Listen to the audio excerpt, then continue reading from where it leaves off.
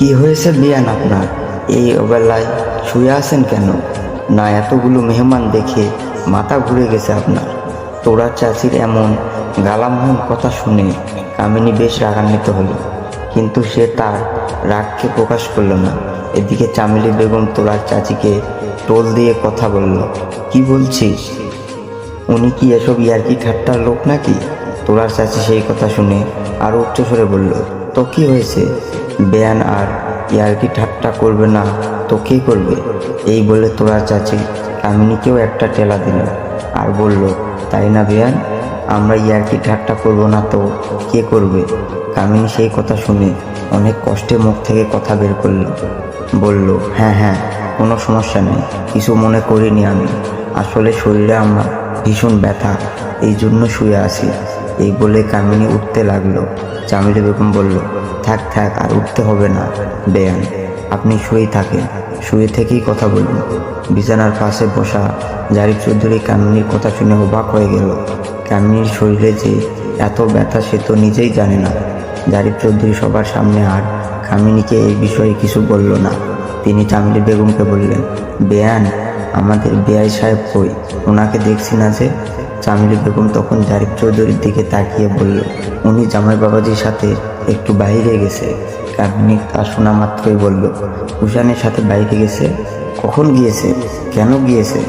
কামিনীর এমন প্রশ্ন শুনে সবাই কামিনীর মুখের দিকে হাঁ করে তাকিয়ে রইল, কারণ কামিনী যেভাবে প্রশ্ন করেছিল মনে হচ্ছে কুষাণকে কোনো অচেনা লোকের সাথে বাইরে গিয়েছে। কামিনী কেন যে কুষাণকে নিয়ে এত বেশি চিন্তা করে সত্যি কারো মাথাতে ঢোকে না।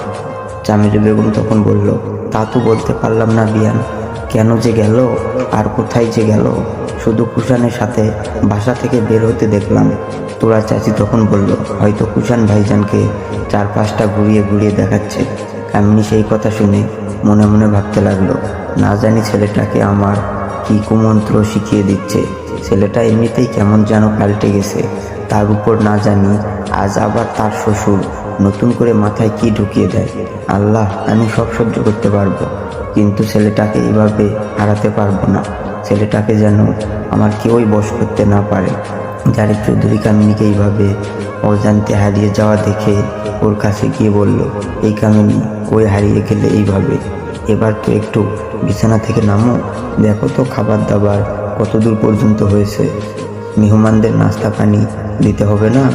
কামিনী তখন বলল, এটা তুমি বলতে পারলে কুষাণের আব্বু? আমি তো ব্যথায় নামতে পারছি না বিছানা থেকে।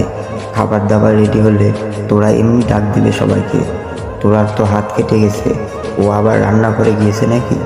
তোরার নাম নিতেই সে হাজির, আর তার মা চাচিকে বলল, তাড়াতাড়ি এসো সবাই ডাইনিং রুমে। তোরা জারিফ চৌধুরী আর কামিনীকেও আসতে বলল। জারিফ চৌধুরী তখন বলল, তুমি এই কাটা হাত নিয়ে আবার রান্নাঘরে ঢুকেছো কেন? তোমার শাশুড়িকে ডাকলেই তো হতো। তোরা তখন হাসতে হাসতে বলল, আব্বু, আপনিও কি কুষাণের মতো পাগল হয়েছেন? কিছুই হয়নি আমার, আসেন তো, আমার কোনো সমস্যা হচ্ছে না। জারিফ চৌধুরী তখন বলল, সমস্যা হচ্ছে না সেটা তো বুঝলাম, কিন্তু আজ একটু রেস্ট নিলে ভালো হতো না? লুৎফা কি এখনো ঠিক হয়নি? না আব্বু, চাচির শরীরে এখনো অনেক জ্বর, সেই জন্য আর ওনাকে ডাকিনি। তোরা জারিফ চৌধুরীর কথা শুনে চামেলি বেগম কিছুটা স্বস্তির নিঃশ্বাস ফেললেন। কামিনীকে ঘাটটেরা মহিলা মনে হলেও জারিফ চৌধুরীকে বেশ ভালো মানুষ বলেই মনে হলো তার। সেই দিনের পর থেকে তিনি তোরাকে নিয়ে বেশ চিন্তায় ছিলেন। না জানি তার মেয়েটা শ্বশুরবাড়িতে কেমন আছে। আজ তোরার মুখে এইরকম মিষ্টি হাসি দেখে সত্যিই চামেলি বেগমের বুকটা আনন্দে ভরে গেল। এই আনন্দ শুধুমাত্র মেয়ের মায়েরাই বুঝবে। কত কষ্ট করে বড় করে সেই মেয়েকে অন্যের ঘরে পাঠাতে হয়। মায়েরা বাবারা সবসময় শুধু এটাই চিন্তা করে, না জানি তাদের মেয়েটা এখন কি করছে আর সে কেমন আছে। যদিও ফোনে ফোনে সারাদিন চামেলি বেগম আর গোলাপ সাহেব খবর নিচ্ছে, তবুও তোরার কথা তাদের সারাদিন মনে পড়ে। বিশেষ করে বিয়ের পরের দিনই কামিনী তার মেয়েরা তোরার সাথে যেসব কাণ্ড করেছিল সেই সব কথা এখনও ভোলেননি তারা। সবাই এক এক করে রুম থেকে বের হলেও কামিনী সেই আগের মতোই চুপটি করে বসে থাকলো। সে ভাবতেছে, হয়তো আঙুল কাটা যাওয়ার কারণে তোরা আজ রান্নাঘরেই ঢুকবে না। তাকেই বুঝি এইসব মেহমানদের আপ্যায়ন করতে হবে, সেই জন্য এই মিথ্যা শরীরের ব্যথা নিয়ে অভিনয় করলো সে। তোরা কামিনীকে এইভাবে চুপটি করে বসে থাকা দেখে বলল, আম্মু তুমিও আসো। না, আমি যেতে পারবো না, আমার নাস্তাটা এখানেই দিয়ে যাও। ঠিক আছে, এই বলে তোরাও চলে গেল। সে আর জিজ্ঞেস করলো না কেন উনি ডাইনিং রুমে সবার সাথে একসাথে বসে খেতে চাচ্ছেন না। কিছুক্ষণ পর কুষাণ আর গোলাপ সাহেব বাসায় ফিরল। আসলে গোলাপ সাহেব কুষাণকে নিয়ে একটু বাজারে গিয়েছিল। কুষাণদের বাড়িতে আসার সময় তোরার অসুস্থতার কথা শুনে টেনশনে কিছুই নিতে পারেননি তিনি। যেহেতু তিনি এখানকার বাজার চেনেন না, সেই জন্য কুষাণকে সাথে করে নিয়ে গিয়েছিলেন। গোলাপ সাহেব হরেক রকমের ফলমূল, মিষ্টান্ন আর 5-6 কেজি মাছ নিয়ে এসেছেন বাজার থেকে। কুষাণ সব কিছু টুনির হাতে দিয়ে দিল। টুনি ফলমূল আর মিষ্টিগুলো ফ্রিজে রেখে দিল আর মাছগুলো কাটার জন্য রান্নাঘরে নিয়ে গেল। কুষাণ আর গোলাপ সাহেবকে দেখে হেনা বেগম তাদেরকেও নাস্তা করার জন্য টেবিলে ডাকলো। কিন্তু কুষাণ যখন দেখলো সবাই আছে ডাইনিং টেবিলে, শুধুমাত্র তার আম্মু নেই, সেই জন্য কুষাণ বলল, আপনারা শুরু করুন, আমি আসছি একটু।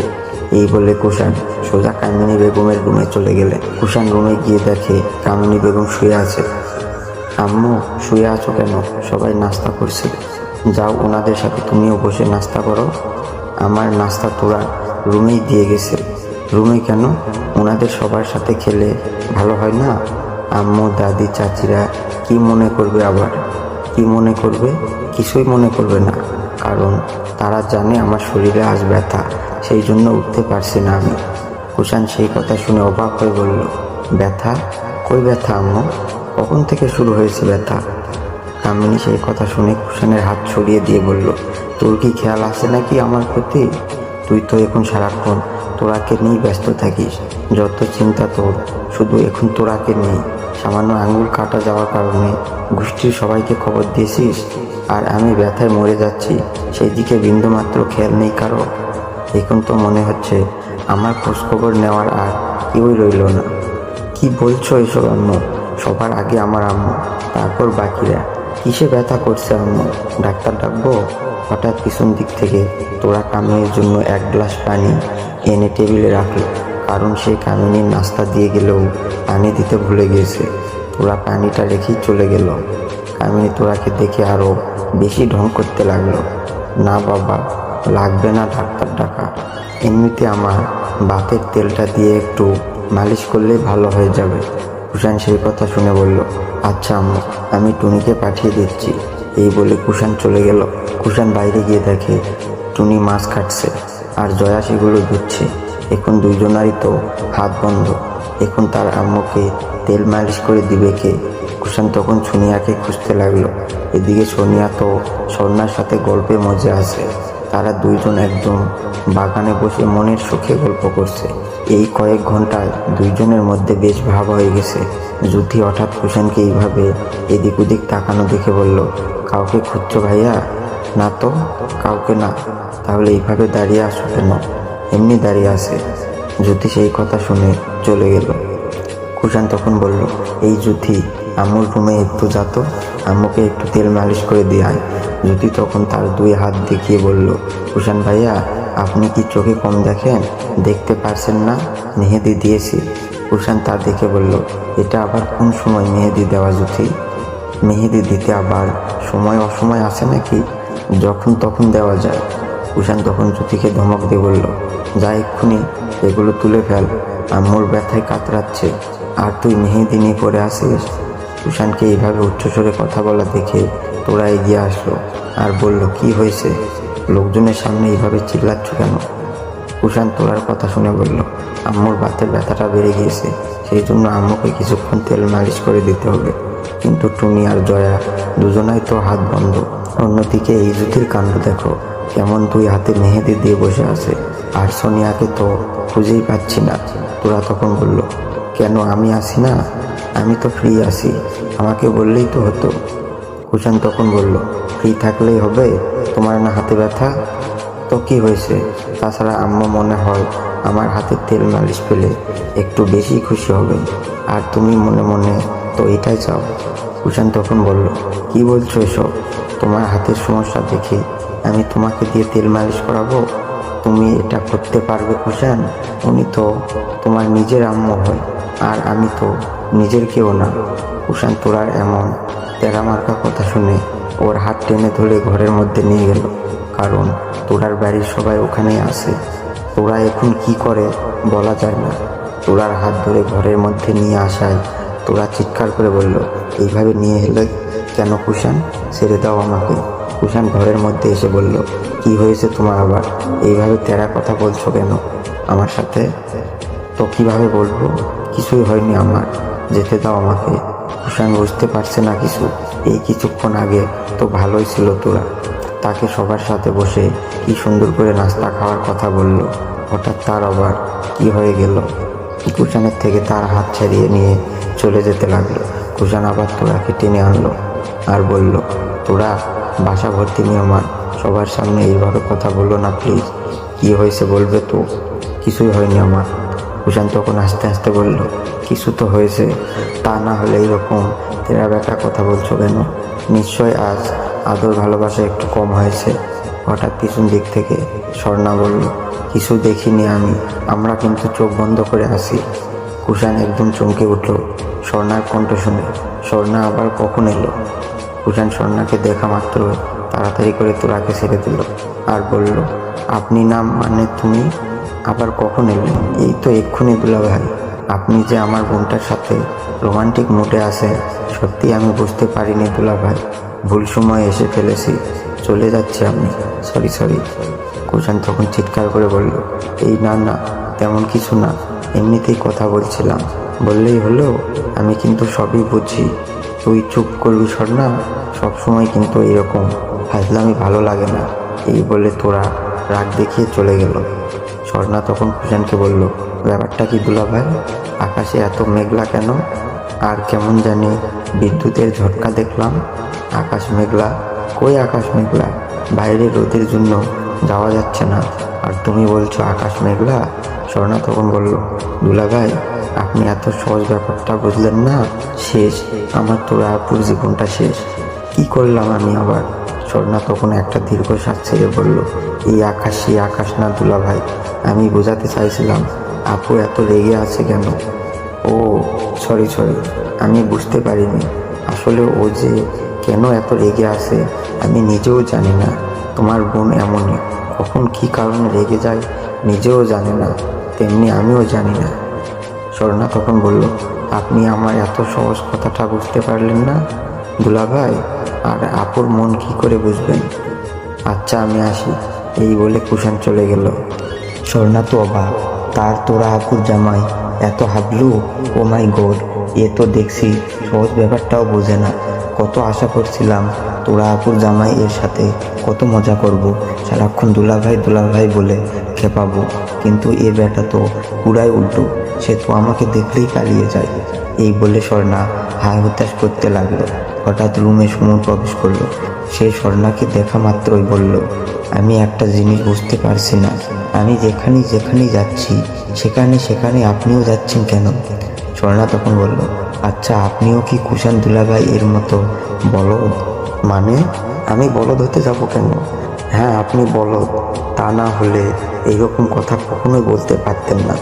আরে বলদ, আমি তো আগে থেকে এই রুমে আসি, আপনি নিজেই তো এসেছেন এখানে। সুমন সেই কথা শুনে বলল, আমি সেটাই বোঝাতে চাইছিলাম, আমি যেখানে যাচ্ছি সেখানেই দেখি আপনি। ব্যাপারটা ঠিক বুঝতে পারছি না। সেটা আপনার প্রবলেম, আমার না। আপনি হয়তো আমাকে ফলো করছেন, সেই জন্য যেখানে যাচ্ছেন সেখানেই আমাকে দেখতে পাচ্ছেন। এই বলে স্বর্ণা মুখ ভেঙচিয়ে চলে গেল। সুমন স্বর্ণার কথা শুনে মনে মনে বলল, আমি ওকে ফলো করছি?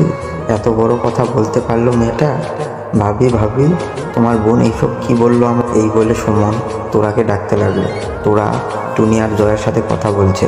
টুনিকে বলল, তাড়াতাড়ি লুৎফা চাচির খাবারটা ঘরে গিয়ে দিয়ে আয়, আর জয়া তুই কিছু মুখে দিয়ে তবেই রাতের রান্না শুরু করবি।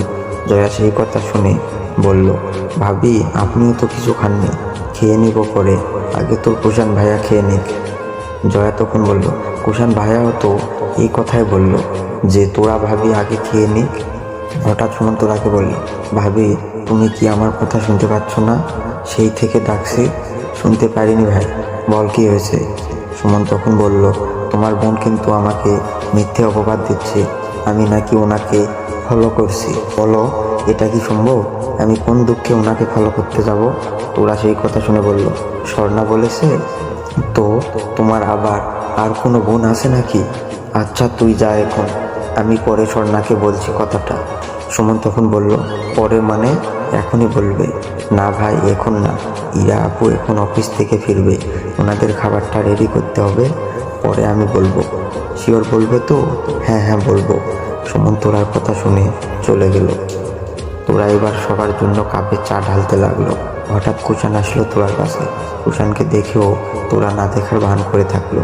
কুষাণ তখন তোরার হাত থেকে কেটলিটা কেড়ে নিয়ে বলল, আজ তোমার রেস্ট নেওয়ার কথা তোরা, অথচ আজকেও তুমি বেশি ব্যস্ত হয়ে পড়েছো। দাও, আমাকে দাও। তোরা তখন আবার কুষাণের হাত থেকে কেটলিটা কেড়ে নিল আর বলল, তাহলে কে করবে আমার কাজ? আমি তো আর সবার মতো মিথ্যে অভিনয় করতে পারি না। কুষাণ তখন বলল, কে আবার মিথ্যে অভিনয় করলো? কার কথা বলছো তুমি? ও, তুমি বুঝবে না কুষাণ, এইসব বোঝার ক্ষমতা তোমার এখনো হয়নি। হঠাৎ সেখানে চামেলি বেগম আসলো আর তোরাকে কেটলি থেকে চা ঢালতে দেখে বলল, মা তুই কি করছিস এসব? বাদ দে, আমি সবার জন্য নিয়ে যাচ্ছি চাগুলো। তোরা তখন বলল, না লাগবে না, পারবো আমি। কুষাণ তখন বলল, আম্মু প্লিজ আপনি ওর হাত থেকে জোর করে কেড়ে নিন তো কেটলিটা। এত করে বলছি আমি, তবুও সে কিছুতেই শুনছে না। এত জেদ কেন আপনার এই মেয়েটার? ও যেটা বলবে সেটাই নাকি করতে হবে? তোরা সেই কথা শুনে রাগান্বিত লোকে কুষাণের দিকে তাকালো। চামেলি বেগম তখন কেটলিটা তোরার হাত থেকে নিয়ে বলল, যা মা, তুই ঘরে যা। সেই আসার পর থেকে দেখছি শুধু ছুটাছুটি করছিস, এবার একটু রেস্ট নে। এই বলে চামেলি বেগম জোর করে কেড়ে নিল কেটলিটা। তোরা তখন তার আম্মুকে বলল, আম্মু আজ তোমরা থাকো না? আজকেই কেন যাবে? না মা, আজ আর থাকা হবে না, আরেকদিন সময় করে এসে থাকবো। তোরা তখন বলল, তাহলে কি দরকার ছিল এইভাবে আসার? কেন মায়া বেড়াতে এসেছো তোমরা? এই বলে তোরা কাঁদতে কাঁদতে তার রুমে চলে গেল। চামেলি বেগম তোরার কান্না করা দেখে নিজেও কেঁদে ফেলে। তিনি বুঝতে পারলেন তাদের যাওয়ার কথাটা শুনে তোরার মনটা ভালো নেই। তখন তিনি কুষাণকে বললেন, বাবা কুষাণ, আজ না হয় তোরাকে আমরা আমাদের সাথে নিয়ে যাই, 2-4 দিন একটু থেকে আসলে ওর মনটা ভালো হয়ে যাবে। কিন্তু আম্মু, আমার তো ভার্সিটি খোলা আছে, এই কয়েকদিন ক্লাস করতেই হবে, কিভাবে যাব আমি? চামেলি বেগম সেই কথা শুনে বলল, তুমি না হয় পরে এসে ওকে নিয়ে যেও, ও আজ আমাদের সাথে যাক। আমাদের যাওয়ার কথা শুনে দেখলে না কেমন কেঁদে উঠল? এই অবস্থা দেখে কি করে ওকে রেখে যায় বাবা?